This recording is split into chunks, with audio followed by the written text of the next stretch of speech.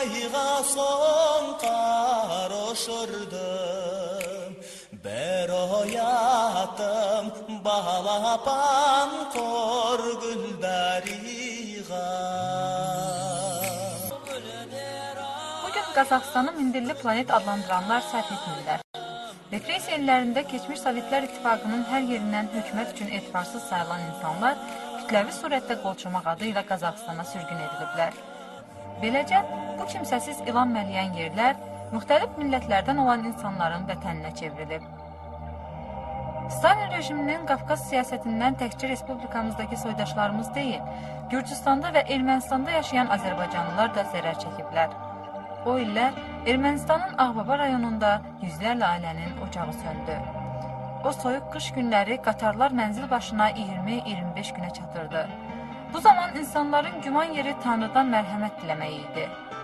Ömrü günü torpaqla əlləşməkdə keçən bu insanlar öz günahlarının nə olduğunu heç cürə anlaya bilmirdilər. Ta 50-ci illərə qədər onları dəstə-dəstə Xəzərin o tayına köçürmüşdülər. O illər Azərbaycandan Orta Asiyaya yarım milyona yaxın soydaşımız sürgün olunub. Sürgün illərinin əziyyətləri, aclıq, xəstəlik və soyuq minlərlə soydaşımızın dünyasını dəyişməsinə səbəb olub. Stalinin vəfatından sonra həmvətənlərimizin bir çoxu tarixi vətənlərinə qayıtdılar.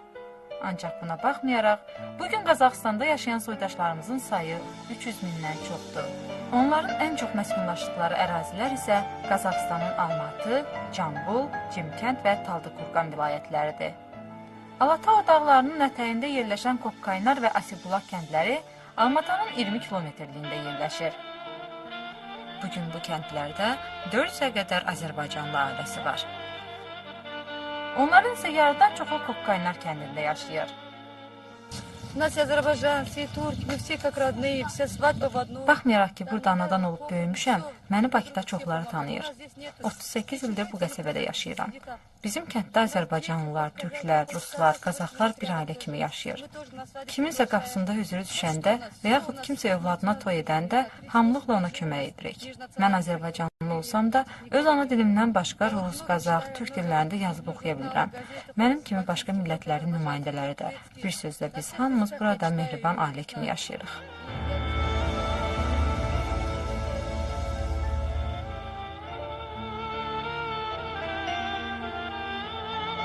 Bu insanların 70%-ə qədəri 1937-ci ildə Qərbi Azərbaycandan bura sürgün olunanların oğul qızları, nəvə və nəticələridir. Bir sözlə, bu kənddə yaşayan soydaşlarımızın cavanından tutmuş qocasına kimi hamısı erməni siyasətinin qurbanlarıdır. Hamının ürəyində yarası var. Allah ölənlərimizə rəhmət eləsin. Qalanlara can sağlığı versin. Mənim özüm Göyçə balasıyam. Deyirəm, ay ellər sözümə bir qulaq asın. Ələskər yurdunun Göyçə mahalı, Toğulca kəndimiz yadıma düşdü. İlahidən yazın belə yazıldı. Yonun qürbətdən qürbətə düşdü. Onun quş qayası, uzun dərəsi, çobanın mey səsi, quzum eləməsi, turacın kəhliyin gözəl naməsi, gözəlli bulağı yadıma düşdü. Çöllərin də qanqallı yaylağı, kirkitli dağı, ağ-appaq ağaran dağların qarı, gəzdiyimiz sarı dərə yaylağı, Novçalı bulağı yadıma düşdü. Çöllərini qarış-qarış gəzərdim, əlvan çiçəklərdən çələk düzərdim. Əmrəti olan yaylağı, südlü bulağı, səfalı yaylaqlar yadıma düşdü.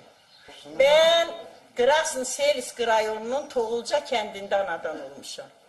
15 yaşından oradan çıxmışam, 15 yaşım tamam olur. 16 yaşında gəlin köçmüşəm, Gəncəyə. Gəncədə qalmışam 28 il. Məni də buraya erməni qovalayıb bala.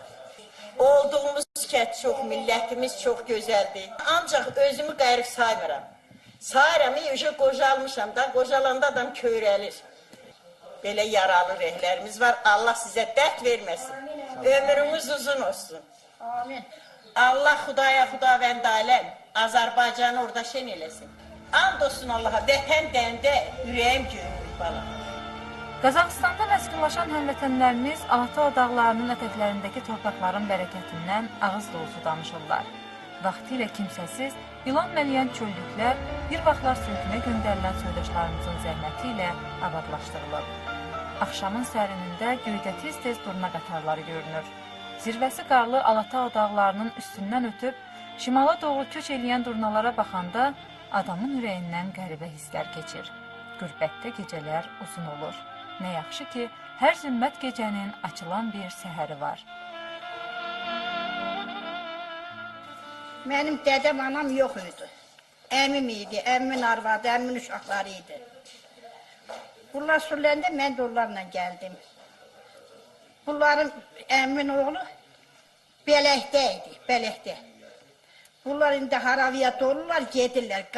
Qavağımız bizim qavaq təpə deyirlər, qavaq təpəsi deyirlər. Bu gəldiyi Bələkdə mən həncər balajı idi, bir belə vallaha, bir belə. Qucağıma aldım, apardım, əmmin arvadının qucağına verdim. Biz barakda durduk bir vakıta kimi. Ondan sonra da getdik, üzüm çaldıq, üzümdə işlədik. Elə biraz irəli gəldik. Özümüzün də bir şeyimiz yox idi, bir keçimiz vardı, satdıq.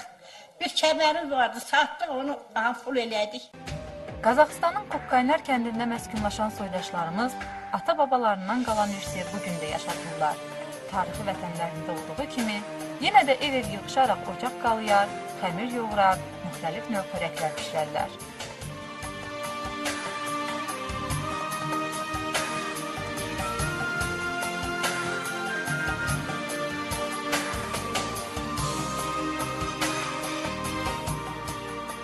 Bizim ata-babadan qalan yeməklərimizdir.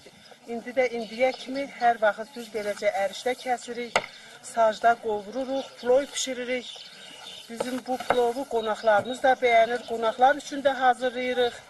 Hər vaxt beləcə biz ərişdə kəsirik, kəndirdə asıq gündə quruduruq, sacda qızardırıq, yaxşı plovlar düzəldirik. Lavaş pişiririk, xamır edirik. Ata-babalarımızdan qalan yeməkləri indiyə kimi biz yaddan çıxartmırıq. Həmişə də pişiririk, həmişə də hazırlayırıq. Payızlar meşoy ərişdə düzəldirik qış üçün. Kış üçün düzəldirik, yığılırıq bir gün birimizə, 5-10 qadın yığılırıq, hər gün birimizin evində beləcə kəsib, qurudub, qış üçün düzəldirik. Hər evə bir meşoy. Yarma düzəldirik, bulğur düzəldirik. Dədə, babadan bu gərdəyə belə qarırdılar, düzəldirdilər ki, təzə gəlin gələndə otağında çəkirdilər ki, qapı açılanda heç kim görməsin. Ona görə bu gərdəyə qarırdılar. Daha bunları qaldı, elə köhnəldi, qaldı. İndi təzə gəlin gələndə evdə bu gərdəklər olur. Bir fata qurulur, bizdə o vaxt fata yox idi. Çalağıyı salırdılar, başlarlar. Onu salır. İndi fata giyinirlər. Gəlin bunun dalında bir 10 gün, 15 gün dalında durardı ki, görməzdir. Ondan sonra ziyarata çıxardardılar. Ziyaratlar var idi. Ziyarata çıxardılar, gəlini gəzdirərdilər, ona gəlin gərdəyin dalından çıxardı. Qonşu gələrdi, gərdəyin dalında gəlini payını verərdilər.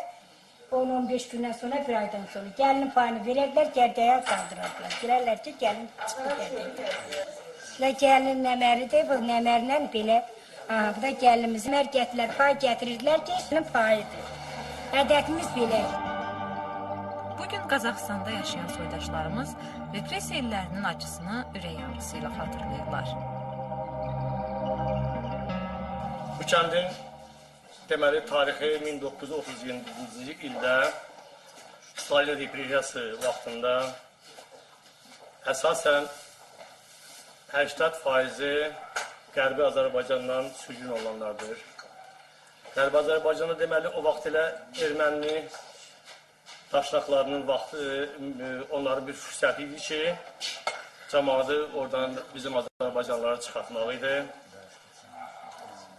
Elə də yenə də ki, o vaxtdan da onu istifadə edədilər, cəmaatımızı. Demək olardı ki, o vaxt bəylər, ağalar yox, əksəriyyəti burada kasıb ailələr olubdular.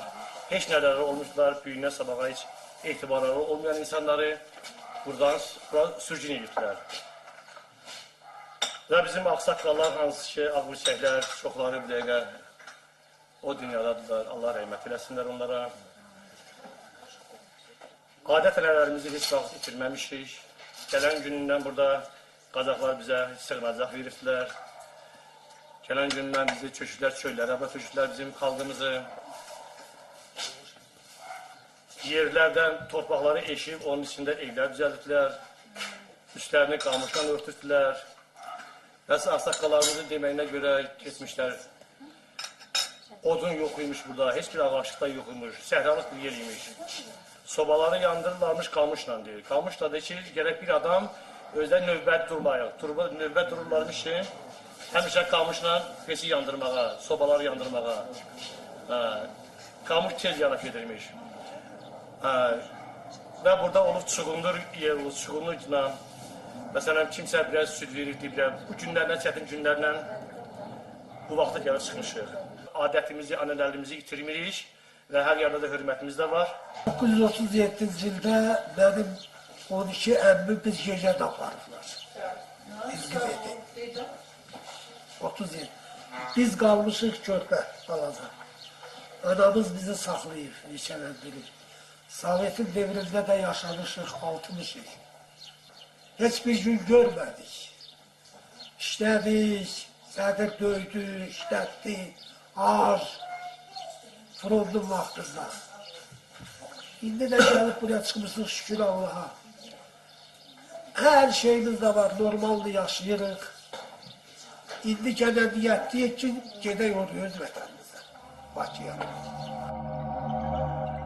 Kokkaynar kəndindən fərqli olaraq, Asibulaq kəndində yaşayan soydaşlarımızın əksəriyyəti Gürcüstandan 1937-ci və 1944-cü illərdə sürgün olunanlardır. O vaxtlar Stalin rejiminin Qafqaz siyasəti nəticəsində ata-anasından, bacı-qardaşından ayrı düşənlərin sayı yüzlərlədir. Bizi 44-cü ildə Gürcüdən gətirdilər buraya. Gürcüdən gətirəndə qış idi, dekabr ayında. Elə oldu ki, soyuqdu, vagon belə şey idi, tavarnyak. O mal götürən vagonlar bizi doldurdular, gətirdilər buraya. Gətirdilər buraya, Qazaxstana. Yaxşı oldu ki, biz bu savxoza düşdük. Burada adamlar yaxşı deyirlər. Hamısını bizim baraka götürdülər. Mənim atam yox idi. Atam 42-ci ildə əskərdə oldu, daha gəlmədi. 42-ci ildə biz yalğız qaldıq. Anam bir idi, biz üç uşaq idik. Mən böyüydüm, sonra bacım, sonra ikinci bacım. Onlar hamımız buradaydı. Anam yalğız işləyirdi, para az idi. Mənə 8 yaşında mən getdim işləməyə, mən də getdim. Getdim işləməyə, 2-3 il mən şkolaya da gedirdim, mal baxırdım. Biraz para anama kömək verirdim. Sonra mən şkolaya kurtuldum, getdim texnikumu kurtuldum. Texnikum Dalgarsk'a kurtuldum, orada beni yolladılar Talda-Kurgansk oblasti, 5 yıl orada işledim. Sonra oradan geldim, bu öz savxozumuzu, anam buradaydı. Orada benim işim yaxşıydı, ben anama sayaq buraya geldim. Geldim buraya, burada da beni koydular, büyük inженер, главный inженер savxoz oldum. Gürcüstanın sərhəd rayonlarında yaşayan soydaşlarımızdan kimin qohumları İrana, Türkiyəyə qaçmışdısa, hökumət bunu onlara bağışlamayaraq, heç bir əsası olmadan Qazaxstanın elan mələyən səhralarına sürgün etdi. Bu insanların çoxu ata-ana, qardaş-bacı həsrəti ilə dünyasını dəyişdilər. Lakin onlar arasında elələri də oldu ki, həyatın bütün əzab-əziyyətlərinə dözərək yenidən öz qohumları ilə görüşmək arzusuna çatdılar. Belə insanlardan biri də yaşı 100'ə çatmış Ceyran nənədir. Ben gələndə başına dönüm. Geldik 18 sutka geldik. Yol geldik. Geldik daha yaxşı yaman geldik. Kimi dedi denize tökezerler. Kimi dedi böyle olacak. Vagon dolu millet. Zastav. Gettiler Almatı'ya. Buraya geldik gelende pis karşılamadılar. Adam düzünü desin. Pis karşılamadılar. Puloyla, töreyle emelli bastı. Sonra bizi seçtiler, yolladılar kende. 17 semye bir kende yolladılar. 17 semiye de orada kentte azlık süslü olmadı bir şey, buğda olmadan böyle yandı. Kolhoz Sadri dedi, ben dedi, ne vereyim size? Allah bana vermedi. De eynimizin paltarını, ne bileyim ünlerine gelmişti. Onu sattık, uşağı bizler sakladık. Onlar vətəndən uzaqda yaşasalar da, qəlbləri Azərbaycanla bir vurur. Adət-ənənələrini, milli mənəvi irslərini qoruyub bugünə kimi yaşatmaları da buna bir daha sübutdur.